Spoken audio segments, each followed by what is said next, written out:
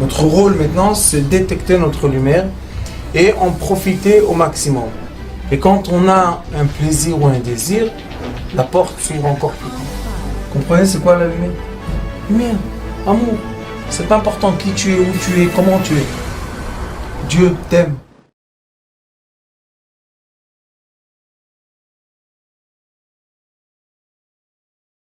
Vous savez que dans la Haggadah, nous avons 4 caractères. Nous avons le Chacham, comme il est écrit, Keneged Arba'a Banim Dibra Torah. La Torah, elle parle pour et avec 4 garçons. Tout l'ensemble, l'assemblée des êtres humains, c'est 4 différents caractères qui sont le Chacham, un sage, le Racha, un méchant, le Tam, celui qui pense qu'il est entier, et She'eino. Je sais que dans la Haggadah, il est écrit She'eino Yodea Lishol, mais si vous allez étudier comme il faut, vous allez voir qu'il faut mettre la virgule après le mot She'eino. She'eino, ça veut dire celui qui est transparent. Quelqu'un qui disparaît, qui n'est rien. She'eino. Et celui qui est rien, vous allez voir comment la Haggadah parle avec lui. Car, mon cher maître, Zichrono Livracha, Mordechai ben Yosef Chulan Zatzukal, paix à son âme, et que son mérite nous protège à tous, m'a dit un grand secret qu'on en a fait un livre, la Haggadah de Pessah Sitrei Chaim, et le grand secret était que l'on doit diviser la Haggadah en 4. Ça veut dire qu'on doit prendre le texte de toute la Haggadah, qui sont des petits textes qui n'ont pas vraiment un vrai lien entre eux, et on doit les mettre un à côté des autres, et on va les séparer tous par 4, et vous allez voir que chaque texte, chaque phrase, chaque psaume parle avec le langage pour celui qui le dit. Par exemple, si ça va être une parole du Chacham, eh ben on va voir une parole de sagesse. Si ça va être la parole du Racha, eh ben on va voir qu'il y a ici quelque chose qui est le lien avec le Racha. Si c'est avec la parole du Tam, on va voir des paroles de quelqu'un qui veut être entier. Et si c'est des paroles de She'eino, on va voir qu'il y a quelqu'un qui tourne tout pour le bien. Comment? En s'effaçant. Et vous savez qu'on en a parlé, que dans cette période, que tout le monde doit être chez soi à la maison, ne pas sortir, ou bien si on sort, faire attention, ne pas s'approcher des gens, etc. C'est une période qui n'est pas facile pour l'humanité, qui n'est pas facile pour les midotes, pour le comportement des êtres humains, et c'est pour cela qu'on est obligé d'étudier maintenant, plus que toujours, comment se comporter les uns avec les autres. Donc, on va regarder le texte et on va voir comment la Torah communique avec chacun des 4 caractères. Chacham Omer, le sage, qu'est-ce qu'il dit? Ma haïdout va'chukim va'mishpatim. Quelles sont les preuves, edim, edout, les preuves, ou les témoignages, ve'achukim, et les règles, ve'amishpatim, et les lois, asher tziva Hashem Eloheinu etchem. Qu'est-ce que dit le sage? Il dit, voilà, il y a des témoignages, des lois et de la justice. Tout cela, Dieu, mon Dieu, vous a commandé. Asher Tziva, le commandement divin, Hashem Eloheinu, qui parle à nous, Etchem, à vous. Ça veut dire que notre Chacham pense qu'il ne fait pas partie de l'assemblée. Parce que s'il faisait partie de l'assemblée, il devrait être écrit Asher tziva Hashem Eloheinu otanu. Ça veut dire que Dieu devait donner les règles à nous. Mais non, lui il dit, quelles sont les règles que mon Dieu vous a données? Et là, il se sépare de l'assemblée d'Israël. Qu'est-ce qui se passe tout de suite? Ve'af ata. Ve'af, le mot af, c'est charon af. Tu emmènes la colère. Tu as réveillé la colère. Comment? Quand tu t'es séparé de l'assemblée. Jamais, jamais, jamais un vrai sage, que le Zohar HaKadosh dit que les vrais sages de chaque génération, ce sont les étincelles de Moshe Rabbeinu, peuvent les vrais sages se séparer de leur troupeau. Impossible. Et quand ils se séparent du troupeau, ils créent malheureusement la colère céleste. Charon Af. Et ce Charon Af, qu'est-ce qu'il fait? Et morlo. Dites-lui qu'il chot à Pesach. Tu sais que dans la halakha de Pesach, dans le commandement de Pesach, El maftirin achara Pesach afikoman. Ça veut dire que après El maftirin achara Pesach, après la fin de Pesach, afikoman, on n'a pas le droit de manger après le afikoman qui doit être mangé avant la moitié de la nuit. Et cette règle-là, du afikoman, n'a dans le pshat aucun sens. C'est une règle. Dieu a dit, voilà, quand vous êtes sortis à minuit, vous devez manger le afikoman qui est le témoignage dans la nourriture de la galette, du pain azim, que vous êtes sortis d'Égypte et vous n'avez pas eu le temps de vous organiser, et c'est pour ça que vous allez le manger. Et quand on mange l'afikoman, on doit le manger avec beaucoup d'appétit. Ça veut dire que quand on fait la Seuda, Shulchan Orech, il ne faut pas trop manger parce qu'il faut laisser la place pour le afikoman. Maintenant, quelle est la raison? Il y a beaucoup de choses qui ont été écrites.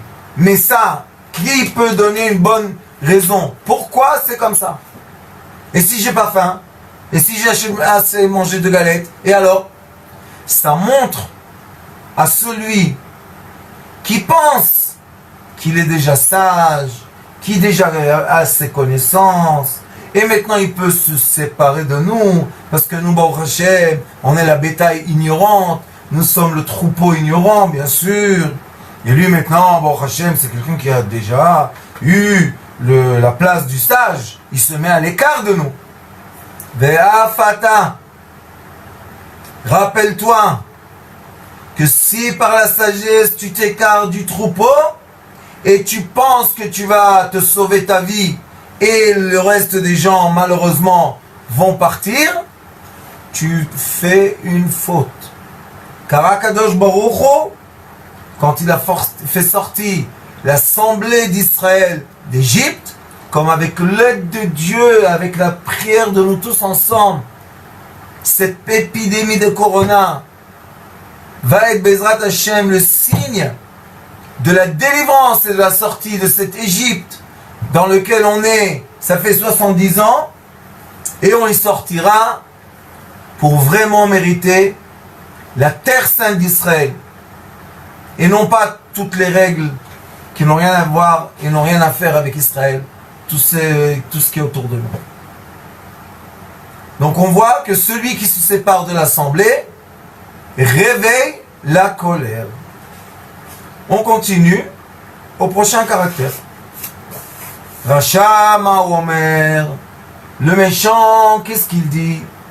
J'ai oublié de vous dire que quand il est écrit dans la Torah, ma ou omer, ma c'est 45. 45 c'est Adam, être. Ou lui est lumière.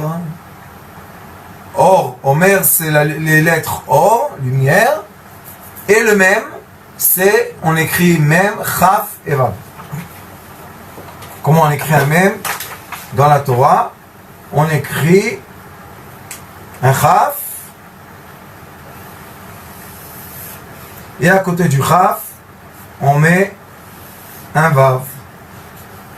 Et voilà, on a la lettre même. Vous voyez, un chaf et un vav. Et ensemble, ça nous donne le chiffre 26. Donc, quand on dit Omer, quand on dit celui qui dit, Omer c'est lumière de Dieu. Ça veut dire que l'être humain, ou lui-même, Omer, lumière divine. Donc dans la lumière divine, qui se concrétise et devient 4 caractères, le sage, le méchant, l'entier et celui qui n'existe pas, Sheinon, dans cette lumière divine, vous voyez qu'on a aussi la colère qui est la polarité négative. Le rachat, le méchant, Ma ou Omer. Ma 45 c'est un être, Adam, ou lui, Omer, lumière divine. Ça veut dire que quand les lumières divines au vertical rentrent dans ce monde qui est comme une prisme, elles vont se séparer en toutes sortes de couleurs et dans toutes les polarités. Elles vont être dans le positif comme dans le négatif.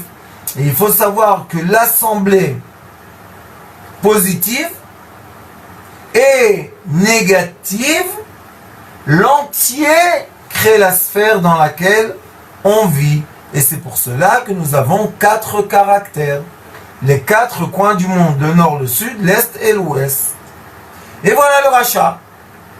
Ma'u Omer, quelle est la lumière divine qui représente? Il représente Ma Avoda Azot Lachem. Ma, l'être. Avoda, c'est Avodat Bet Amigdash. Donc, Ma Avoda Azot. Et quand on dit Zot, c'est Zain, c'est les 7 jours de la création, qu'on reconnaît, on témoigne que la vérité est que la création a été faite en 7 jours. Et le Aleph à Taf, c'est la Torah. De Aleph à Taf, de A jusqu'à Taf, toutes les 22 lettres de la Torah.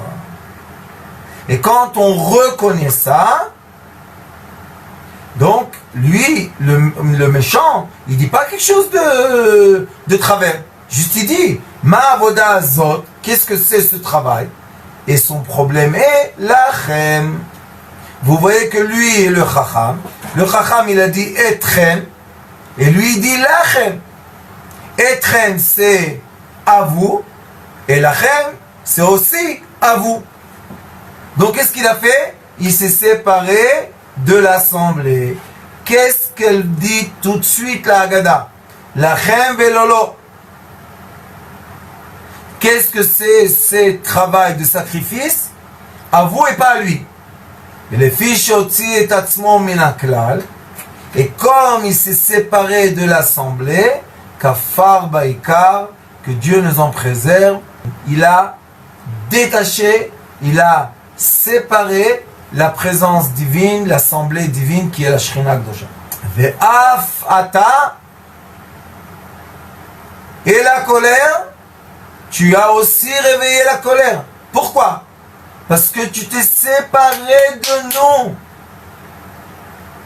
Il faut rester unis. Et la personne que malheureusement crée cette séparation, c'est un méchant. Donc qu'est-ce qu'il est écrit? Et toi aussi, noircis ses dents et dis-lui, Bavourze,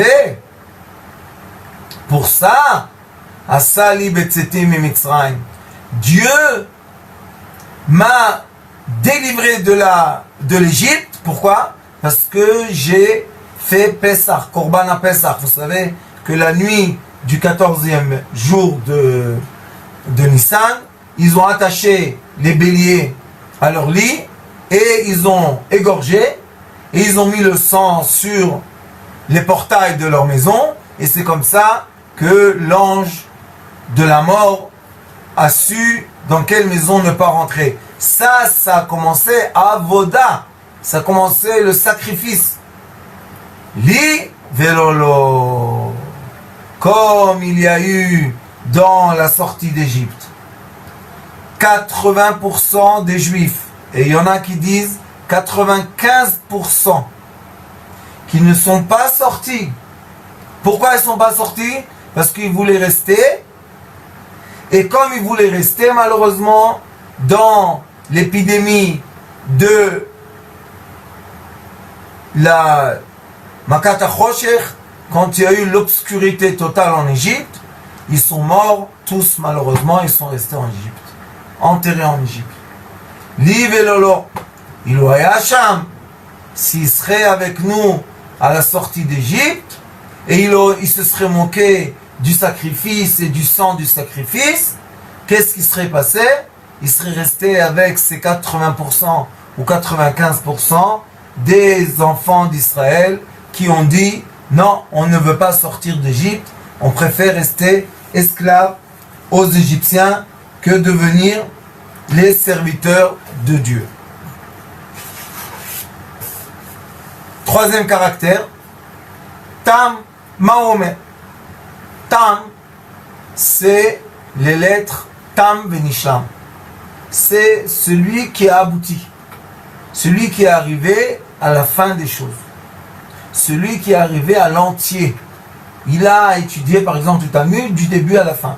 Il a étudié la Mishnah du début à la fin, la Halakha du début à la fin. Ça y est, il a tout entouré. Tam Mahomet. Et lui, qu'est-ce qu'il dit? Ma Zot. Ma 45. Zot, comme je vous ai dit tout à l'heure, les 7 jours de la création, Shabbat, et Aleph Ataf. Et lui, le Tam, Mazot, va Marta Elav. Parce que lui, qu'est-ce qu'il a? Il comprend les règles de la Torah. Il comprend pourquoi on est sorti d'Égypte. Donc il a une compréhension. Et comme il a une compréhension, il a une raison aux choses. Il dit, voilà, je comprends que c'est comme ça, je comprends que c'est comme ça. Va Marta Elav, dis-lui,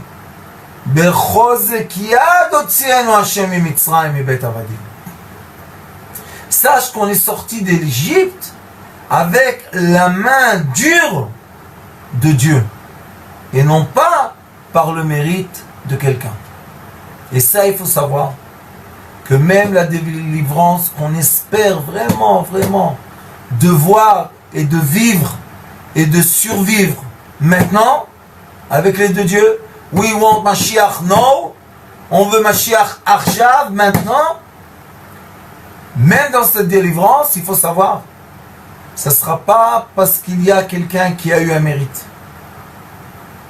Personne ne pourra dire, grâce à moi. C'est parce que lui, il veut. Al teoreru et ahava, n'essayez pas de réveiller la Géoula, ad shirpatz.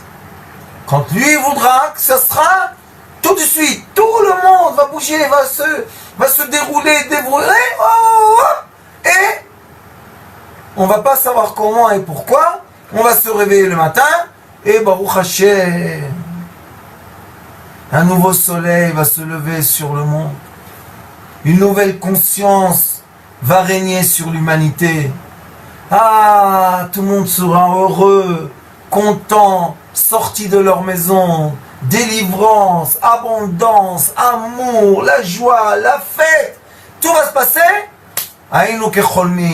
comme si qu'on rêve. On se dit où? Pourquoi? Comment? Qui? Et voilà, Melech HaMashiach est là. Donc ça veut dire que même ceux qui ont tout étudié et qui pensent qu'ils sont vraiment entiers, non, c'est pas parce que vous avez été entier que la délivrance est venue. La délivrance est venue parce que Dieu voulait faire sortir enfin ses enfants et l'humanité de cette sorcellerie affreuse qu'on vit, ça fait déjà 2000 ans bientôt. Vesheino, le quatrième caractère. Vesheino, et vous voyez que chez lui il y a le Vav, et le Vav c'est la lettre qui lie les choses, Vav Achibou, c'est la lettre qui unit, Chibou, qui fait l'union. Vesheino, et celui qui s'annule, celui qui disparaît, celui qui fait pas de bruit, celui qui fait la ta'ani dibour, celui qui va prendre sur lui le jeûne de la parole. Comme vous savez que Chodesh Nissan, quand rentre Chodesh Nissan, on n'a plus le droit de faire les jeûnes de lundi et jeudi, ceux qui ont l'habitude de jeûner, mais oui, on peut faire le jeûne de la parole et ne pas parler kol bolem piv bishat miriba. Chacun qui pendant une dispute se tait, alav haolam omed. Le monde entier tient et résiste grâce à celui qui se tait. Donc, qu'est-ce qu'on va faire en contre-force de la tension? On va se taire. Et ma grand-mère disait, bouche cousue, tais-toi. Et le Talmud dit, Mila basela, shtika batrei. Une parole, ça vaut une pièce d'argent, et le silence vaut 2 pièces. Pourquoi? Parce que la parole qui est sortie de la bouche, on ne peut plus la rattraper, c'est fini. Tu as parlé pas comme une fois avec quelqu'un, tu t'es énervé, tu as dit tes 4 vérités, et maintenant il te le retient pendant des dizaines d'années. Les gens, malheureusement, il est écrit dans la Torah, ne sois pas rancunier, c'est parce que les gens ont la rancune en eux. Ils se rappellent des mauvaises choses. Et c'est pour ça que le 4e caractère est Vesheino. Celui qui est rien, Yodea Lishol. Il sait quoi demander. Et pas seulement quoi, mais la force la plus puissante est, c'est savoir comment. Yodea Lishol. Il sait comment demander à Dieu. Et pour qui? Pour ses frères. Lesquels? Le Chacham qui emmène la colère, le Racha qui emmène la colère, et le Tam. Et le Tam, celui qui est entier, et qui pense peut-être qu'il y a un mérite, il a un certain mérite dans toute cette Géoula. Personne n'a le mérite. C'est pour ça qu'il faut être dans l'annulation totale. Il faut avoir aucun orgueil, ça sert à rien l'orgueil. Hashem Malach Geout Lavesh. L'orgueil appartient à Kadosh Baruch Hu. Hashem Malach, Dieu règne, comment? Geout Lavesh. Il a l'habit de la Gahava. C'est quoi la Gahava? Chez lui, c'est pas comme la Gahava chez nous. Chez nous, la Gahava, c'est faire du mal à son prochain. Chez lui, la Gahava, c'est le bien pour son prochain. Donc, Hashem Malach, Geout Lavesh. Vesheino Yodea Lishol. Regardez qu'est-ce qu'elle lui répond la Haggadah. At Ptachlo. C'est qui At? La Shechina. Ouvre-lui. De tout, de Aleph à Taf, tout est ouvert pour lui. Toutes les portes du ciel sont ouvertes. Pour qui? Pour celui qui a fait exactement l'inverse de ce qu'on pense. D'être un chacham, d'être un truc, quelqu'un qui pense que lui, moi. Rien du tout. Et même cette période, vous allez voir, qui va résister? Qui va survivre? Ceux qui vont se mettre au minimum de dépenses d'énergie. Et les gens âgés, qui savent s'asseoir dans leur siège, dans leur fauteuil, consommer le minimum de manger, consommer le minimum d'énergie, eux, si on ne va pas les attaquer tout le temps et leur faire peur, eux peuvent survivre cette période. Et c'est pour ça que les âgés, on les appelle chacham, les sages. Zaken, ça veut dire ze kana chokhma. C'est quelqu'un qui a acquis la sagesse. Comment? Avec le recul du temps, avec les années qui ont passé, il a compris que ça sert à rien, que les disputes emmènent à rien, que d'avoir de l'orgueil, ça emmène à rien du tout. Ils ont compris la vérité de Sheino, il s'efface. Et eux, on leur dit, At, Tachlo. Vous vous rappelez qu'ils ont dit Zot, Zain, de 7 jours, et de Aleph à Taf. Alors lui on dit, le Aleph à Taf, tout est ouvert. Tous les portails du monde sont ouverts pour lui. Chez Nehemar. Pourquoi c'est comme ça? Parce qu'il est écrit un verset, V'igad alevin chabayom ma'ou lemor. Tu diras à ton fils, ce jour-là qui viendra, Bayom ma'ou, le jour de la délivrance viendra. Lemor ba'avourze, pour celui-là. Qui celui-là? Celui qui s'est effacé. C'était qui lui? Ce monsieur? Mon cher Rabbeinu. Mon cher Rabbeinu. Moïse. Lui, c'est le plus grand qui a dit quoi? Va'anachnu ma. Vous savez c'est quoi ma? Rien. En hébreu, ma c'est ma. Rien. Ma c'est aussi 45 êtres. Mais lui il a dit, avec Aaron ils ont dit, va'anachnu ma, on n'est rien. Et comme il a dit sheino, va'anachnu rien, on est sheino. הוא יודע לשאול, בעבור זה עשה השם לי בצאתי ממצרים. Comme à la sortie d'Égypte, on a eu la chance de sortir de cette malédiction affreuse, 210 ans qu'on était esclave à Pharaon, et celui qui nous a fait sortir de ça, c'était Moshe Rabbeinu. Et Moshe Rabbeinu, c'était quoi? C'était un sage qui s'est annulé totalement. Aussi, dans cette génération du troisième temple, on sortira de tout ce désordre et de toute cette galoute, de toute la séparation, grâce à lui. À qui? Un sage qui sera s'annuler en face de tout le monde. Il sera rien. Et Moshe Rabbeinu, ce sage-là, qui s'est annulé tout le temps, vous savez qu'est-ce qu'il a fait? Il était au mont Sinaï, avant qu'il est parti faire sortir le peuple d'Israël. Et il a eu un débat avec Akadosh Baruch Hu 7 jours et 7 nuits. Et quel était le débat? Il a dit non, moi je ne vais pas les délivrer. Et Akadosh Baruch Hu lui a dit, je t'ai choisi pour délivrer. Il a dit non, je n'irai pas les délivrer. Il dit pourquoi? Il lui a dit parce que tant que les deux frères, moi et mon frère, on est séparés, il n'y aura pas une vraie délivrance.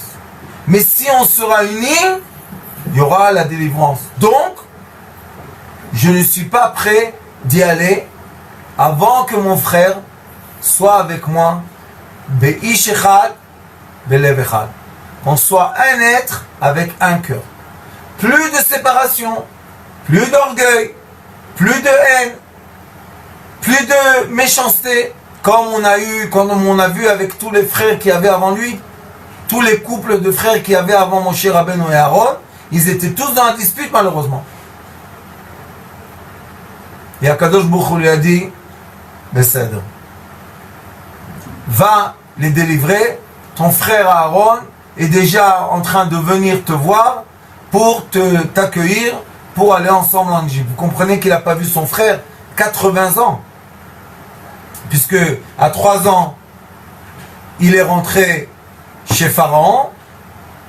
Quand il est né, excusez-moi, et Aaron avait 3 ans. Et tout de suite après, sa mère, elle a donné, et il est parti Pharaon, après il est parti en Afrique, après il est parti en Midian.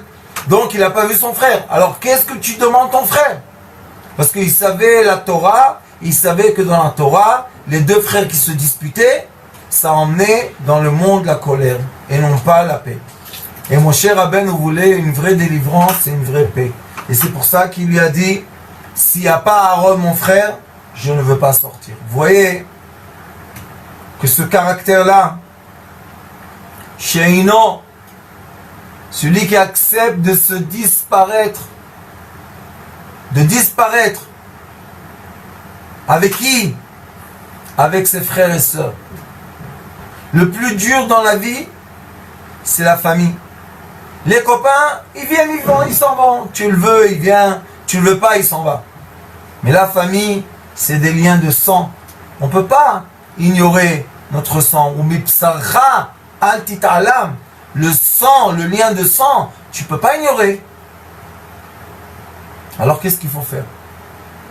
Et on sait que le plus grand nisayon, la plus grande difficulté qu'un être humain a avec les autres, avec des caractères d'être humain, c'est avec les proches, avec sa famille, pas avec les loin. Quelqu'un de loin, ça y est, tu le quittes, tu l'éloignes, il est parti, toi tu es parti, c'est fini. Mais avec ta famille, tu peux pas. Ils font partie de toi. Et même quand tu es en deuil, tu es en deuil sur eux. Et c'est ça que mon cher Rabbeinu a compris. Il a dit à Kadosh Baruch Hu, faire la paix entre nous, entre amis, entre des gens qui se comprennent, ça c'est normal. Mais faire la paix entre des différents caractères qui sont frères, Keneged Arba'a Banim Dibra Torah. Banim, vous êtes 4 fils, donc vous êtes 4 frères. La Torah elle a parlé pour les frères. Donc Sheino, celui qui est rien, il a accepté de faire l'union entre les frères. Et comment il le fait? Il s'efface. Je veux rien, je demande rien, je suis rien. Je veux une chose, l'amour et la paix. Tu es différent, je te comprends. Tu as d'autres caractères, c'est Dieu qui t'a créé. Mais le respect, c'est le moment, maintenant, plus que toujours, de mettre dans les familles les règles de respect, avec les parents, avec les grands-parents, entre frères, avec nos enfants. Parce que si on va mettre les règles, on va gagner. Et regardez, ce fameux Sheino, ce fameux caractère qui est rien du tout, regardez, il est en équilibre exact avec la Corona. Ça veut dire que nous avons une opportunité donnée de Dieu de gagner cette épidémie affreuse qui a atteint notre génération avec la force de disparaître, avec la force d'être rien du tout. Et comme dans la Haggadah, le 4e caractère qui va mettre en équilibre les frères est aussi celui qui a disparu. Et dans la Torah, notre Messie était Moshe Rabbeinu. Et lui, il a dit, Manachnu ma. On n'est rien du tout. On n'est rien. Moshe Rabbeinu a dit à Kadosh Baruch Hu, quand Kadosh Baruch Hu lui a dit, je vais exterminer le peuple d'Israël. Et toi, je vais te faire un grand maître. Tu seras la tête d'un grand peuple. Il lui a dit, Moshe Rabbeinu, Mechenina misifrecha. Efface-moi de cette Torah, je ne veux pas être là. Quoi? Tu ne veux pas l'orgueil? Tu seras le maître d'une religion. Tu seras le plus grand. Tu auras un peuple nommé à toi. Sheino, laissez-moi tranquille. Je veux ni kavod, ni nom, ni écrit, ni rien du tout. Laissez-moi tranquille. Pourquoi? Parce que je suis là juste pour vous transmettre quelque chose. Pas pour mettre le tampon de mon caractère sur vous. Je ne suis pas là pour m'imposer. Je suis là pour vous transmettre un message. Et quand quelqu'un comprend cette valeur de vie, de s'effacer vraiment pour laisser la place à son prochain, pour laisser l'espace à tout le monde de vivre, celui-là, grâce à lui, on va avoir la vraie délivrance. C'est pas facile, mais c'est pas dur non plus. Il faut juste comprendre la valeur que ça donne dans une famille, dans une maison, dans une communauté, et Baruch Hashem, tout de suite on peut appliquer. Et il faut faire très attention, se méfier de tout orgueil, de toute séparation. Il faut faire très attention à ça. Et maintenant, quand on est dans les maisons, le père, la mère, les enfants, les caractères différents, la solution n'est pas de s'imposer. Au contraire, si tu vois quelqu'un qui ne se comporte pas bien, tu dois lui donner l'exemple du bon comportement. Et dans toutes les religions du monde, quand quelqu'un vient dans un endroit nouveau, il est humble, et il est simple, et il ne demande rien, on lui donne du respect. Mais quand quelqu'un il vient avec la force, avec son orgueil, avec sa place, il crée des guerres. Et ces guerres-là, c'est rien du tout. Parce que combien de temps tu vas vivre? Combien de temps tu vas régner? 40 ans, 50, c'est fini. Après c'est fini. Et qu'est-ce qui sera après toi?